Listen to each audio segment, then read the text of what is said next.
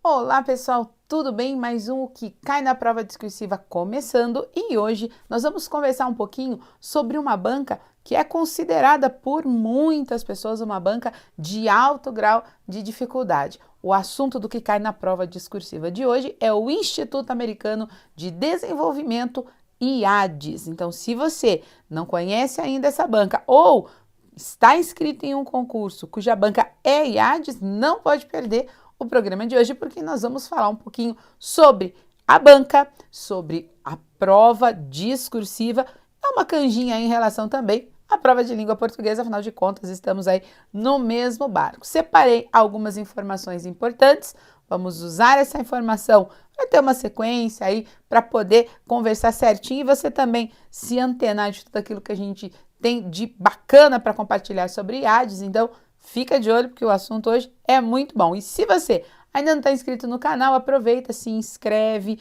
deixa ali registrado que você tem interesse em saber de todas as novidades que a gente traz aqui via a prova concursos, ok? Vamos dar uma olhadinha então, separei algumas informações sobre IADES, Instituto Americano de Desenvolvimento. Essa banca não é uma banca, engana-se aliás, quem pensa que é uma banca recente, né? IADES é uma banca que já está no mercado há mais de 10 anos e que tem uma tradição em provas em concursos federais. A sede do IADES fica em Brasília e eu tenho que dizer que as provas, elas realmente,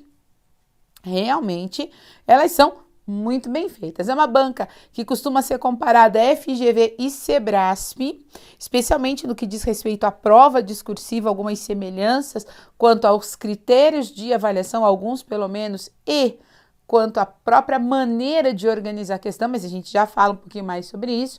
E a ADES é uma banca, como eu mencionei há pouco, considerada difícil. Então, as pessoas que passam por essa banca costumam dizer que as provas organizadas pelo IADES são provas difíceis, né?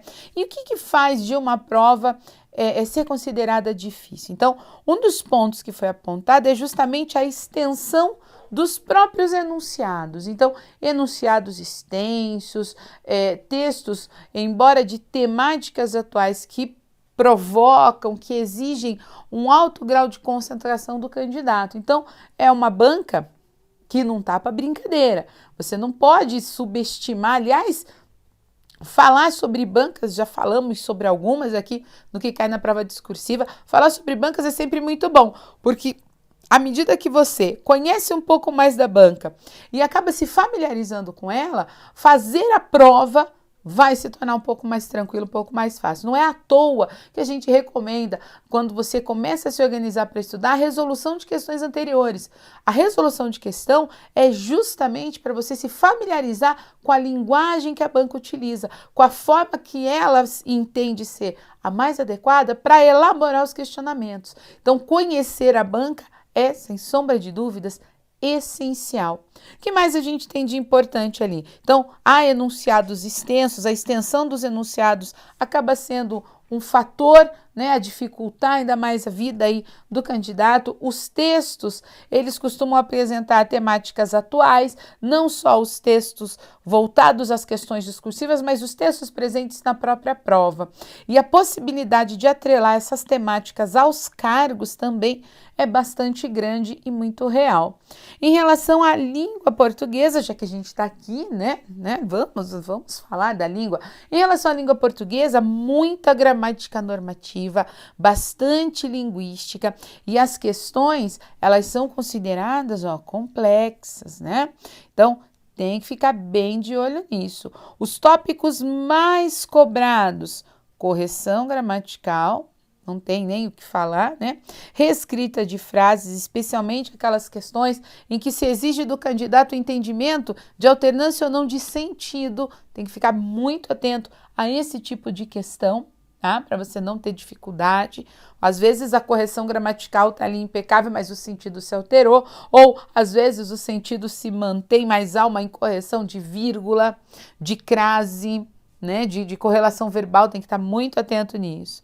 Valor semântico de preposições, isso tudo voltando ao aspecto interpretativo, acentuação, ortografia, períodos simples e períodos compostos e colocação pronominal. Em relação à colocação pronominal, é essencial você saber a diferença da ênclise e da próclise, ok? Não esqueça, por exemplo, por mais que, uma informação importante sobre colocação pronominal, por mais que a língua siga uma tendência proclítica, quando você está escrevendo, precisa se adequar às regras. A ênclise é a colocação pronominal própria da ordem direta.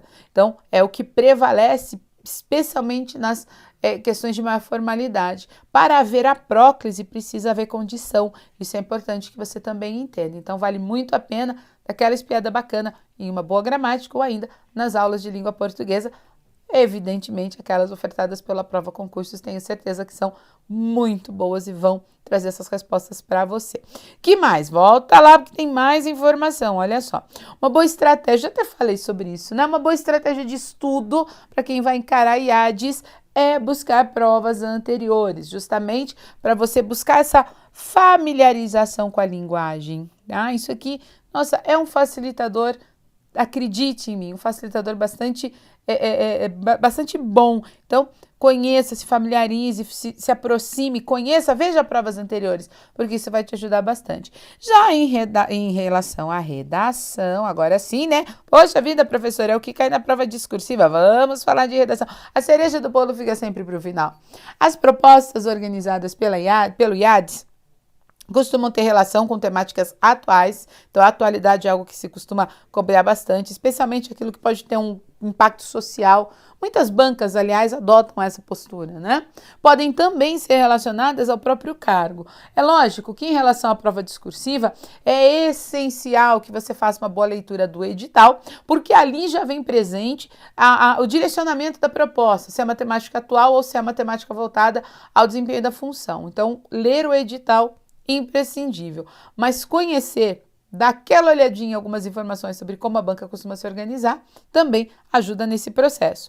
Então, a temática, né, as propostas de temáticas atuais que podem, né, ser relacionadas ao cargo, elas vêm com um texto motivador, isso é muito bom, e nesse sentido se aproxima muito daquilo que Sebrasp faz. Então, a proposta de redação traz um texto motivador, e aí é legal você estar bem atento ao fato de que você não pode se apropriar de informações que estão ali, nada de cópia. Texto motivador é start para você pensar a questão. Esse texto motivador pode trazer um recorte temático, que é aquela sentença que dá o tema do texto. Ou ainda, ele pode trazer para você direcionamentos, a exemplo do que Sebrasp faz, né? Então, como eu coloquei aí, nesse sentido, ele se assemelha àquilo que outras bancas já fazem. FGV e Sebrasp são as mais próximas desse modelo, desse padrão. Os critérios de correção, e esse é um ponto bem importante para quem vai fazer concurso, os critérios de correção, eles aparecem sempre nos editais. Então, tem que fazer a leitura, tem que conhecer justamente para você não passar por situações desagradáveis na hora da prova. De desconhecer, por exemplo, que a banca IADES costuma avaliar a sua elaboração crítica. O que é uma elaboração crítica? É a solução para o problema apontado ali pelo texto e que você vai promover a discussão ao longo da sua redação. Então, tem que saber, tem que entender desses critérios para não dormir no ponto. E por falar em critérios, né? Os critérios que eu selecionei, que eu destaquei aqui, são critérios do último concurso, do concurso mais recente, organizado pelo IADES, que é o concurso do Banco de Brasília. Os critérios geralmente seguem esse mesmo padrão, mas a forma de atribuição de nota é sempre a mesma. Então, chama-se domínio de conhecimento específico, ou DCE, um conjunto de elementos a serem avaliados. Então, o que ele vai avaliar? O que é o DCE? É a utilização da norma culta, é a adequação ao tema, é a argumentação, é a coerência e a elaboração crítica. Então, esses elementos, esses 5 itens aqui, compõem os 5 critérios de avaliação.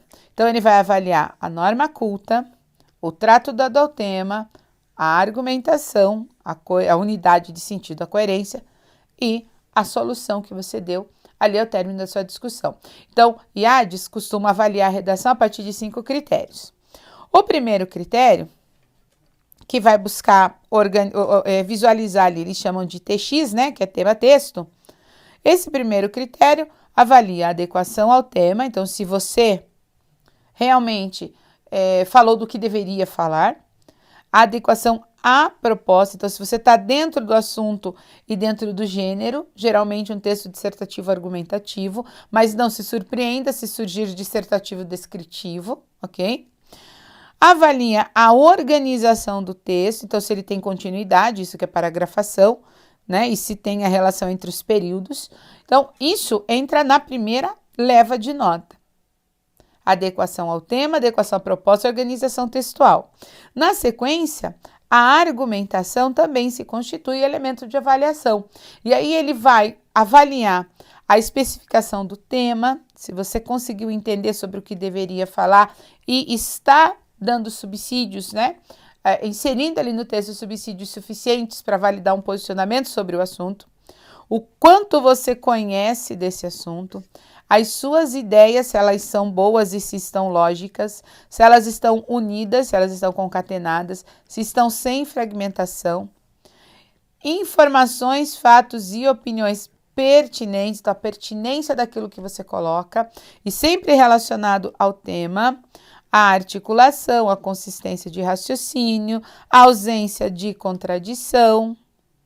A ideia de você estar... a questão aqui na avaliação de argumentação é se você tem conhecimentos suficientes para se posicionar de forma consistente. Na sequência, CC, que é coesão e coerência. O que eles vão avaliar?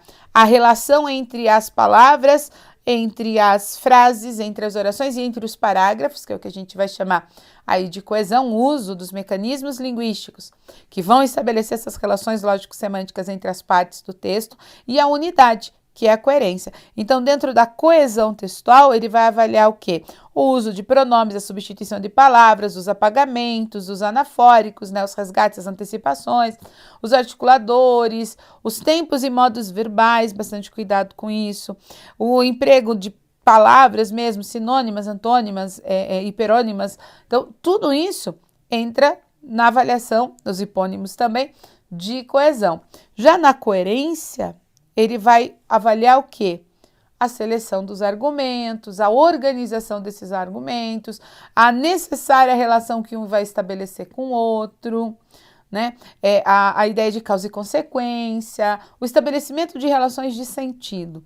Aí é a avaliação da coerência argumentativa. Os outros dois critérios, a elaboração crítica, ou seja, a solução que você foi capaz de apresentar ao problema, ao objeto da discussão dessa produção, e identifica-se também o número de erros. A nota do candidato ela é atribuída a partir de uma pequena fórmula. Então, os pontos da prova discursiva é justamente o domínio de conteúdo específico, ou seja, a soma de todas as notas atribuídas a esses critérios que nós acabamos de ver. Desse valor, nós tiramos aí, dividimos o número de erros pelo total de linhas escritas, e nesse sentido é sempre melhor você escrever na totalidade, né? 25 a 30 linhas produz as 30. O resultado dessa divisão, vezes 2, é o que você vai retirar da nota atribuída ao domínio de conteúdo. Essa maneira de atribuição de nota, esse cálculo aqui, é exatamente o mesmo que Sebrasp faz. Isso significa, aos nossos olhos, profissionais da área, pelo menos a grande maioria de nós que acabamos concordando nesse critério, que esse tipo de correção ele privilegia o conteúdo. Então, a perda de pontos decorrente da quantidade de erros é evidente que há, mas não se supervaloriza o erro, como se faz, por exemplo, quando se atribui 30% da nota a uso da norma padrão. Então, os erros eles são avaliados, eles são contabilizados e há um prejuízo de nota em relação a isso, mas é um prejuízo pequeno diante da grande valorização das ideias. É assim que essa banca opera. Então, muito semelhante àquilo que o Sebrasp faz. Se você vai fazer um concurso e a banca organizadora IADES precisa saber dessas informações, porque quando nós sabemos com antecedência o perfil da banca, nós nos preparamos de uma forma muito mais tranquila, coerente, consistente para encarar a prova. Tá certo? Então, muito foco. É difícil, IADES? É difícil. É impossível, IADES? Não, não é. Conheça os critérios, seja conhecedor de todos esses elementos e você encara a prova com mais tranquilidade, porque você vai saber exatamente aquilo que você tem que fazer, ok? Era isso que eu tinha para dividir com você no que cai na prova discursiva de hoje. Agradeço muito você estar aí acompanhando todos os comentários, todos os vídeos, todos os programas que a gente coloca aqui e espero reencontrá-lo no próximo que cai na prova discursiva. Um beijo grande e até lá!